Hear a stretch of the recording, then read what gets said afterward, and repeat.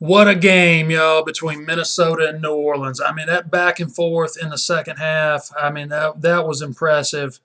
All I can say is Case Keenum strikes again. I had just texted Josh some of the things that I said to Case Keenum right before he did the same thing to Louisiana Tech several years ago. I did that on purpose to kind of jinx the situation. Plus, I really wanted to see if Case Keenum still hates Chris Medley, even though he doesn't know who I am or care who I am for that matter, and nor should he.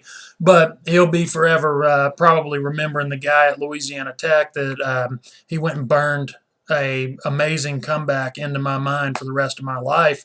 Unfortunately, we were on the bad end of that. So he does it again to New Orleans. I think that's great, actually, because y'all know how, as a Panthers fan, you know how I feel about New Orleans. I'm not going to sit through never hearing the end of. We still don't hear the end of them winning several years ago. So, but I'm also I don't have any affinity for the Vikings, but I would like to see them move forward. I'm glad they won. They're a franchise that is ridiculously snake bitten, much like Carolina. So, and I think that they're probably right now the most complete team in the NFC, with New Orleans being out of it. New England, we'll see what happens with them, if they can come out and if Brady and company can win another Super Bowl, but I strongly doubt it. I do not see Jacksonville beating New England, but then again, I didn't see them beating Pittsburgh either. And I especially did not see the score coming. That's insanity. Those two teams supposedly being great defenses, that many points, wow. Both those teams apparently have some holes in their defenses somewhere that were being exploited. There's no doubt about that. So Atlanta and Philadelphia, I didn't see that coming either. I really thought Atlanta would go handle business. Tennessee, New England, that's a no-brainer. If anybody thought that Tennessee was going to win that game, you're a delusional Titans fan is all I could say, or somebody that really genuinely doesn't know anything about football. So that's one thing I would say about that.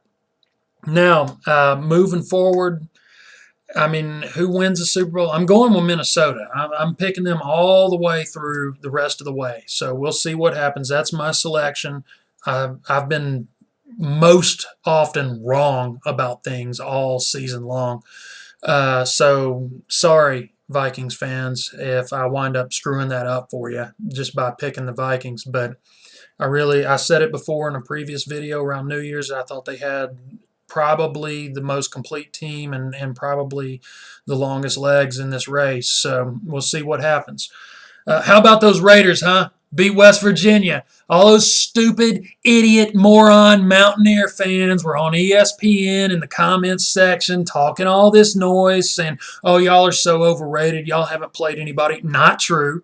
We've beaten some very good teams, many top 25 teams. That's all I'm saying. Yeah, we played some bozos, but so is everybody. Who hasn't? Big 12 is the toughest conference in college basketball right now. I don't care which team you are in men's basketball in the Big 12, you're a good team, period. You're a team that could very well be in the tournament. So sitting there calling us overrated, that's fine. That's just jealousy right there. So that's all that is with West Virginia doing that. So what I can say is we showed you. You said we were going to be out of the top 25 after this week, that we're going to lose to both Oklahoma and y'all. Yeah, we lost to Oklahoma and Norman. There's no doubt about that. So we did not lose to you. So there you go. And we'll see what happens when we go up to Morgantown too. We'll see how that turns out. And if we beat you then, what's your excuse going to be, Mountaineer fans? Now, women's basketball, oh boy, what a mess. What a train wreck. You know, we've gotten a coach fired in the middle of the season. We've gotten interim head coach that is obviously can't win a game, is going to be canned at the end of the year. There's no chemistry with his team. They can't play the press. They can't even advance the ball when a team presses us. I mean, sometimes we got 5 players in the backcourt. I don't understand. I don't even understand the logic. We've got couple of players that are injured. We've got some transfers sitting on the bench that, obviously can't play, but I don't think any of it would make a difference. conveniently absent. Our transfer from Kansas, Mackenzie Calvert, was not on the bench, not with the team at all in this last game against Iowa State. So I don't know what was going on with that. I haven't heard any word. I don't know if she left the team or what, but she was not playing well at all. She was not shooting well. She was turning the ball over. She was in the minus on pretty much her entire time on the court, just about every game she'd come into. But I don't know what's going on with that. I'm not saying she wouldn't have gotten better, but history was not showing that. Maybe it's just the team. I don't know. There's some players on this team that they played very well last year. I don't know what's going on with that. Now, let me tell you about the scumbag, idiot, moron referee Jesse Dickerson, okay? Now, he will typically referee several Big 12 women's basketball games. Now, about a year and a half ago, we're playing Texas. Now, what I believed was a last touched ball by Texas, he called out on us, okay? Now, all I said when they went to inbound the ball right in front of me, I calmly looked up at him and I said, come on, man, you know that was out on Texas. He turns around and goes and starts leaning in like he's going to try to intimidate me, and then he starts motioning for security to come over. Like, what? Dude, I didn't curse you. I didn't call you a name. I certainly did not threaten you. I questioned your judgment. I mean, is there something wrong with that? I mean, am I not allowed to question a call as a fan? You know, I didn't stand up and shout it.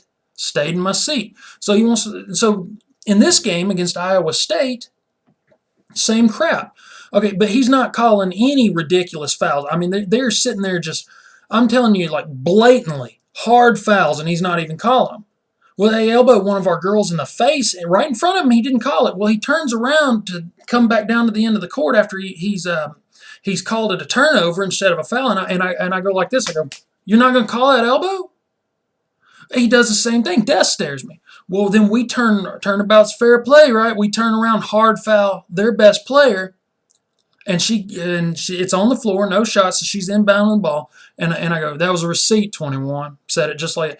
He turns around and goes, "Police, police, police." Like I just shot somebody or something. Like, what are you doing? Calls the police over and says, "He's talking to the players. One more time, I'm throwing him out of here." And the cop comes over to me and goes, "What's the problem?" I go, "I don't know. I don't know what the problem is. I really didn't even say anything." And she goes, "Yeah, well, you need to cool it or he's going to throw you out." I said, "I get that, but I don't really know what I did." Because before the game, they say no profanity, no abuse of officials, and no threatening or endangering behavior. I don't see how that was a receipt, 21, is any of that, or even that's a stretch to even say that it even comes close to falling into some kind of verbal abuse. You know, but whatever. Jesse Dickerson sucks. I can't stand him. I think he's a shitty referee, and I hope he finds this video on YouTube. He probably is the type of arrogant idiot moron that Googles himself all the time. "Hey, what does it say cool about Jesse Dickerson today? I hope it doesn't say that I'm an asshole." Because when you Google Jesse Dickerson, the referee, there's plenty of other people at other schools that have blogged or whatever that have been like, the calls from Jesse Dickerson are awful and that kind of thing. He's a shitty referee. Who polices these referees? Who keeps them in check? Can somebody please explain that to me? Okay, if a coach criticizes a referee, he gets fined, possibly suspended. If a player criticizes a referee, he gets teed up. You know, in the NFL, a player criticizes a referee, gets suspended. But why are they so immune to criticism? Why can't somebody sit there and say that a referee did a bad job, that they blew multiple calls? Why is that so taboo to do something like that? I don't get that. Referees have to be held accountable. I think that there should be a fine system instituted for every call that you blow. You should be fined a certain portion of your paycheck. Now, I'm sure that some labor union or whatever that the referees are in would probably throw a fit about that. "No, we deserve to do a bad job and still get paid. Who cares if we suck at what we do every day for the rest of our lives, which means that we should not be doing it." Well, you know, if I was a crappy counselor, I would be fired. Okay, and you know what the natural law of things would be? People would stop coming to see me, and then which means I don't make any money and I don't eat. So what is the checks and balances for a referee? I hope Jesse Dickerson gets caught up in some kind of Tim Donaghy scandal or something one day and goes to some white collar prison or whatever. I would be totally fine with that, because you're going to sit there and try and intimidate a fan that's really not even doing anything wrong. It just says one thing, and then you want to throw me out of the game? Dude, fine. You know what? Throw me out of the game. It's a blowout anyway. We're losing. I'm not going to miss much. But the fact that you would do that and abuse your power just speaks to what kind of power-mad, megalomaniac idiot you are. You think you're a big shot. You're not even a medium shot, homeboy. You're not even a shot. I guarantee you, if I hadn't mentioned your name on this video, 90% of people that follow college basketball religiously would not know who you are. Probably more than that. They would just know you as that goofball, idiot, moron referee that screws up calls because you suck. You suck in every game. You suck at life. Jesse Dickerson, you suck. So that's my rant on Jesse Dickerson. I'm going to title this video Jesse Dickerson Sucks, period. I really, really hope he finds it.